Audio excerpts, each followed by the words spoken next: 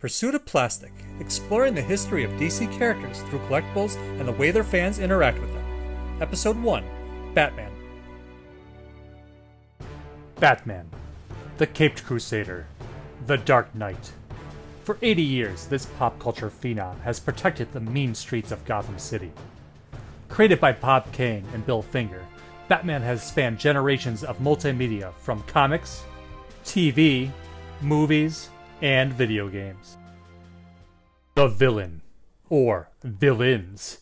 Every protagonist needs a challenging antagonist, and Batman has many rogues in his gallery.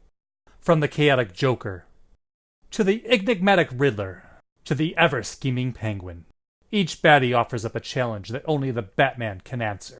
To help battle back the darkness, Batman has gathered a family around him.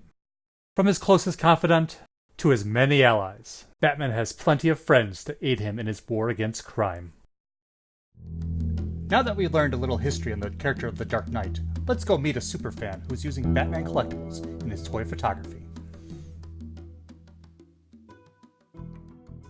Okay, we are here with Jesse, who has taken his love of toy photography to a new level, man. Like, this is insane. I love what you've been doing with these DC figures. Like, how did you even get into toy photography? Oh, goodness.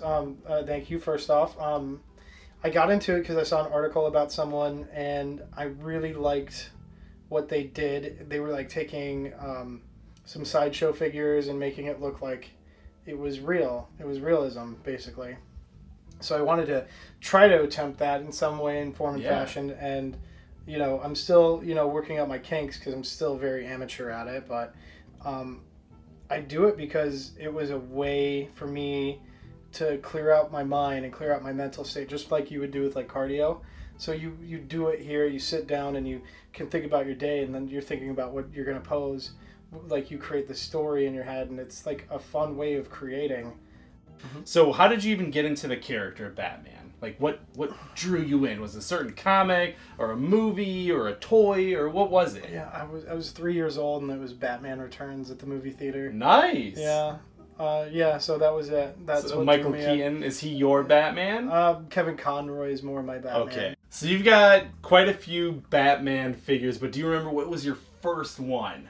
It's probably the 89 Kenner Batman. Yeah. I remember having that. I had Bob, I had Joker. The Joker had like a squeeze thing, and he water would shoot out of his lapel. flower. Yeah. I can distinctly remember that toy. Yeah. I had it too. What is your absolute favorite Batman figure? Goodness. I would have to say it's either the BVS Batman from Mezco or it's the Sovereign Knight from Mezco. Okay. Articulation, cloth. Here, I'll even destroy my setup here for this. There you go, Dustin. So this is the Sovereign Knight Batman? This is the Sovereign Knight Batman. Yeah. Okay.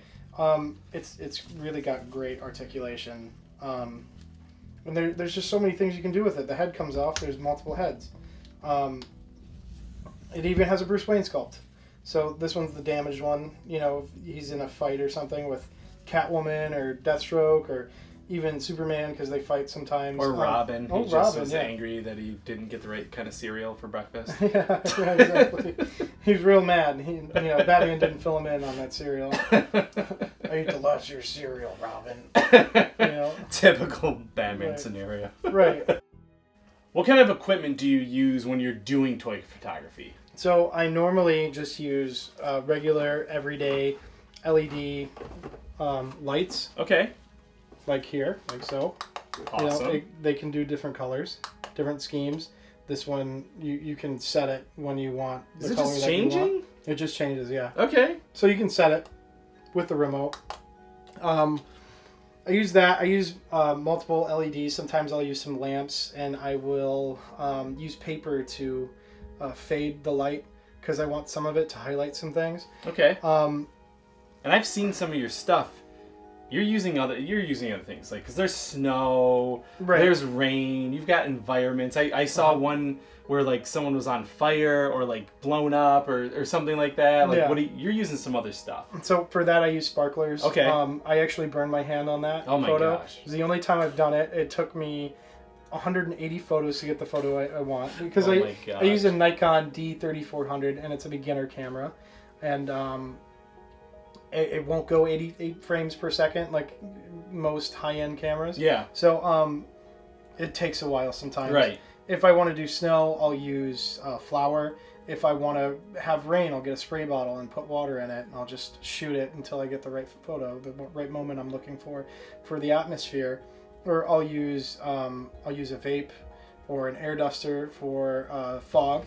Okay. Just to I'll turn the air duster upside down, and it will give me some sort of atmosphere from that. That is so cool. It'll add depth. It'll add a layer that feels real to a moment, which is really nice. If someone was like coming off the street and they said, I want to get into toy photography, I've got this Batman figure, I want him to look like he's about to punch the Joker in the face. Okay. What I would say, I've got an iPhone. Yeah, okay, you've got an iPhone. Yeah. That's perfect. I started out with an iPhone. What's really cool about it is that you can basically, just do what you want and have fun. That's the main goal of it. You don't want to get clogged up about, does this look professional, or does this look like the absolute best thing? Because if you start worrying about all of those nuances, you're going to lose track of what you're doing. A lot of it takes practice and time. It's easy to just set a figure down, like here, like so, with Batman just sitting there, and give him a quick pose. Yeah. It takes time to get what you want when you want to show a struggle, like Batman punching Joker. So just work at it. It's not going to come out right the first time. 180th, maybe. It could be the 1,000th time that you've done it, and then it'll finally look good. It'll look the way you want. Yeah. The main focus that you want to look is you want to make these figures look like they're human. You don't want them to look like they're a figure. So of all the Batman photos that you've taken, like, what are some of your favorites? One I have is Batman on a gargoyle in the city. Yeah. That was a fun time. It was something different, something I'd never done before. It was a lower angle, very dominant. My other ones, probably, I have Batman, the Nightmare Batman from BVS, running away from an explosion, which I thought was cool. That is cool. There's some debris on the ground, which looks cool. Very atmospheric, and he looks mad because he's like running away. So he's like, ah! So what does the character of Batman mean to you? Batman symbolizes a hope that we could all be better, and there's always a second chance. He means a lot. He basically is redemption. He is redemption and a second chance. It's awesome. Yeah. It's perfect. Yeah. So we're going to look at more of your toy photography. Okay. But I want to say thank you so much for talking to me about Yeah. Batman. Talking about your craft, what you do. Thank you for coming over. Yeah. Thanks for having me. Yeah. This is one fan who's used his pursuit of plastic to grow his hobby into something more. Now let's take a brief look at the history of Batman collectibles.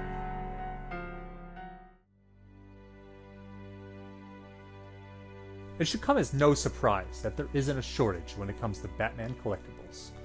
So when did these toys start showing up? Let's go back to the 1940s, after Batman's debut in the comics.